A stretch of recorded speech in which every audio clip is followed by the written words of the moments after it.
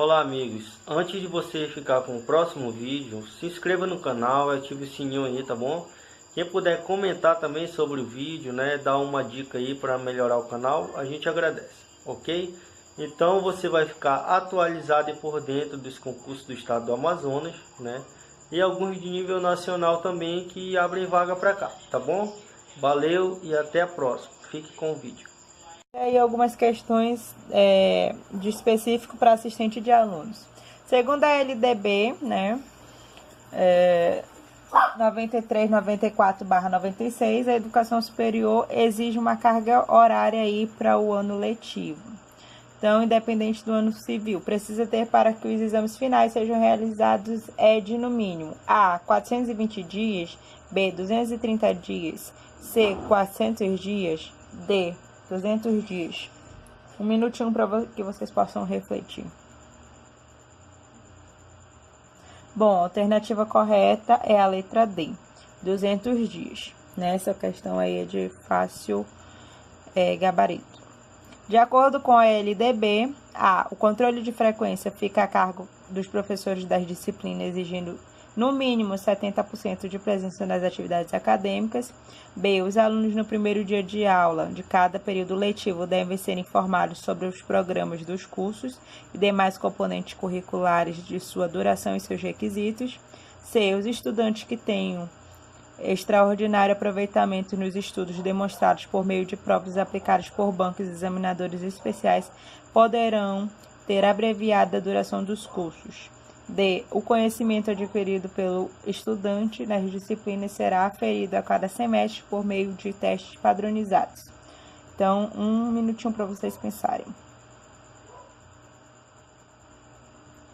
Bom, a alternativa correta é a C.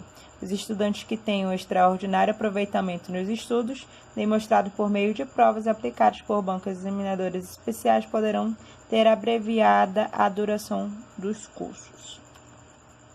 10. Conforme a LDB aí, ao definir marcos legais sobre a educação superior, estabelece que a metade do corpo docente, pelo menos, deve ter um regime de tempo integral na instituição. B, um terço do corpo docente, pelo menos, deve ter uma titulação acadêmica de mestrado ou doutorado. C, os professores ficarão obrigados ao mínimo de 20 horas semanais de aulas. D, os professores ocuparão 60% dos assentos dos colegiados diversos. Um segundo para que pensem.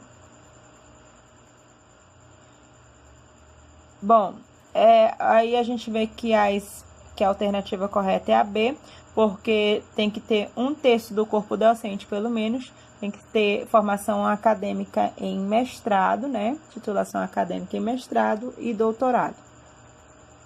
11. Os estudantes universitários são, na sua grande maioria, adultos. Conhecer as características dos adultos e as particularidades de suas formas de aprendizado e de seus comportamentos no contexto da formação universitária tem importância para o trabalho do assistente de estudantes. Em relação aos estudantes universitários, é correto afirmar. Então, aí, A, os adultos, em sua maioria, têm preferência pelo estudo individualizado durante a sua formação profissional.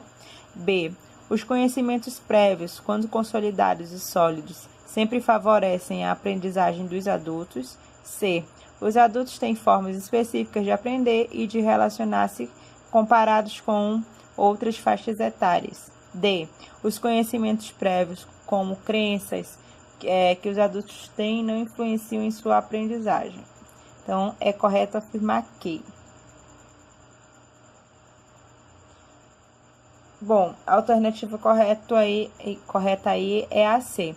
Os adultos, eles têm formas específicas de aprender e de se relacionar se comparados com outras faixas etárias. Então, cada faixa etária vai ter uma forma de se relacionar com o ambiente escolar e, consequentemente, com os professores. Em uma instituição de educação infantil, uma criança está faltando constantemente sem se justificar. Então, o responsável não está justificando essa ausência. Quando ela retorna, o assistente de alunos observa indícios de maus tratos. Então, com base aí no ECA, é correto afirmar que. O que vocês vão fazer, né?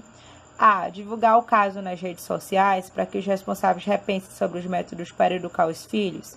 B. Encaminhar os responsáveis ao atendimento policial especializado.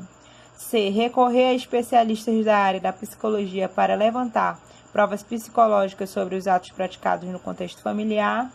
D. Criar uma comissão para investigar os maus-tratos apresentando os resultados em reunião. Ou E. Comunicar ao Conselho Tutelar. Gente, em situações de maus-tratos, a gente sabe que tem que comunicar ao Conselho Tutelar, né, primeiramente, sem prejuízo de outras formas de comunicação. Então, viu uma situação de maus-tratos, viu que o aluno chegou machucado, viu que o aluno está com o psicológico abalado, chama o Conselho Tutelar. Claro, obviamente que você vai solicitar, né, que ajuda de alguns especialistas da instituição, né, como aí a parte pedagógica, a parte psicológica e a parte psicossocial. Então, 13. Se uma criança ou adolescente é muito agitado ou inquieto, em tentativa de resolver a situação, os profissionais proibiram essa criança de brincar, essa criança ou esse adolescente de brincar e praticar esporte. Então, de acordo com o ECA aí, você está praticando quando uma criança está numa instituição de educação infantil, encontra-se sob a tutela dos educadores. Por isso, não estão submissas a todas as regras estipuladas e a qualquer restrição imposta. B. É preciso usar diferentes métodos para coibir comportamentos de crianças agitadas, pensando assim não houve excesso dos profissionais, porque essa atitude está respaldada na lei. C. As atitudes dos profissionais violam o direito de brincar, de praticar esporte e ao divertimento, aspectos que fazem parte do direito à liberdade. D. Em cada unidade de ensino, os profissionais têm o direito de estabelecer qualquer ação cuja finalidade seja cessar comportamentos inadequados. As crianças que apresentam comportamentos agitados devem ser privadas do convívio social até que aprendam a interagir com as outras pessoas. Nesse sentido, as atitudes dos professores são plausíveis. Gente, para uma criança ou um adolescente que é muito agitado ou inquieto, essa tentativa de coibir, ela não resolve o conflito. Pelo contrário, né? Você está praticando, né?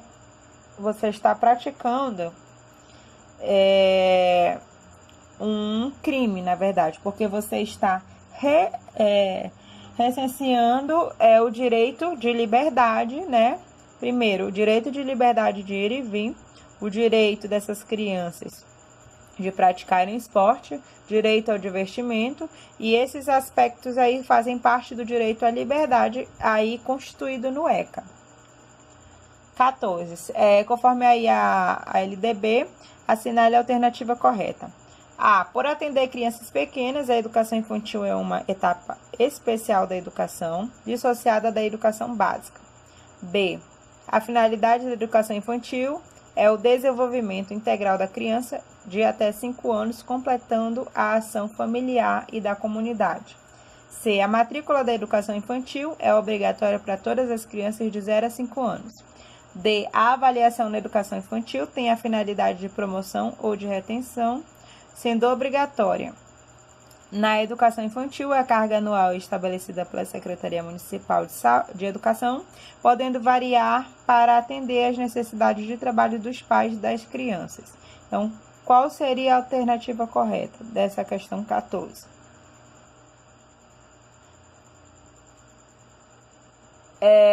Bom, gente, eu vou falar as que não são e depois eu vou dizer as que são. A alternativa correta. A A é incorreta. Por quê? Porque atender crianças pequenas dissociada da educação básica está incorreta, né? A educação infantil está ligada à educação básica. A matrícula da educação infantil é obrigatória para todas as crianças de 0 a 5 anos de idade. Não, ela é facultativa. D. A avaliação da educação infantil tem a finalidade de promoção ou de retenção, sendo obrigatória. Não, tem a finalidade de promoção, mas não de retenção. E na educação infantil, a carga anual é estabelecida pela secretaria, podendo variar para atender as necessidades. Não, já tem uma carga pré-estabelecida. Salvo engano, 200 horas, né? Então, a alternativa correta dessa questão 14 é a B. A finalidade da educação infantil é o desenvolvimento integral da criança de até 5 anos, completando a ação familiar e da comunidade. Então, a 15, são garantias de prioridade dentro do ECA, exceto a prioridade de receber proteção e socorro em quaisquer circunstâncias, B, preferência na formulação e na execução das políticas sociais públicas, C, precedência de atendimento nos serviços privados ou de relevância pública, e D, destinação privilegiada de recursos públicos na áreas relacionadas com a proteção à infância e juventude. Essa questão, ela está... Bom, conforme eu havia dito, essa questão, se você não observar, você vai achar que todas as alternativas são corretas, né? Mas a gente tem aí um erro. Bom, conforme aí o artigo 4 do ECA, ele vai dizer que a criança ela tem prioridade, né? Prioridade de receber proteção e socorro em quaisquer circunstâncias. B, preferência na formulação e na execução de políticas sociais públicas, né? Destinação privilegiada de recursos públicos nas áreas relacionadas com proteção à infância e juventude.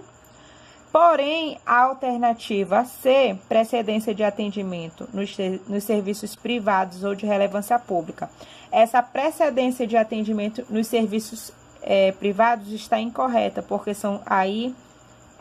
aí são serviços públicos ou de relevância pública. Então, as duas questões, tanto os serviços quanto a relevância, precisa ser pública. Então, eu troquei a palavra privados, que era público, por privados. Então, a única questão que está incorreta é a alternativa C. Então, muito cuidado, esse concurso ele vai exigir que vocês conheçam o ECA do primeiro artigo ao último artigo.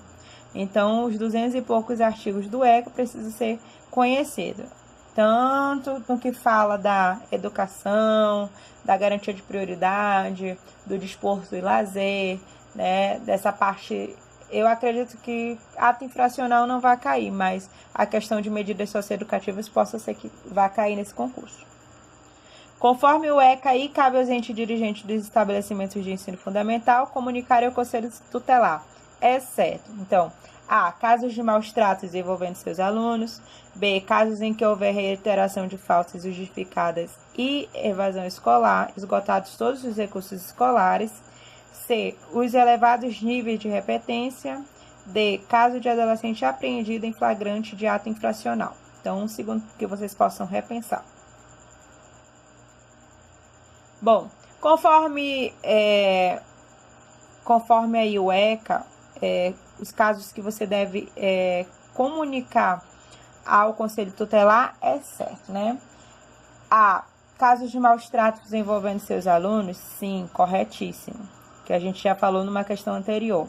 B, casos em que houver reiteração de falta, claro, evidente que quando já forem esgotados todos os recursos, né? Na secretaria escolar. Então, houve reiteração de faltas que não foram justificadas, então faltas injustificadas e evasão escolar, né, vai fazer o mapeamento desses alunos. E esgotado todos esses recursos, vai encaminhar o caso ao Conselho Tutelar, né, ao órgão competente. C, os elevados níveis de repetência que tem a ver também com faltas injustificadas e evasão escolar. O único caso que não será encaminhado ao Conselho Tutelar é caso de adolescente apreendido em flagrante de ato infracional. Só que aí é o seguinte, no artigo 171 ele vai dizer o seguinte, que quando o adolescente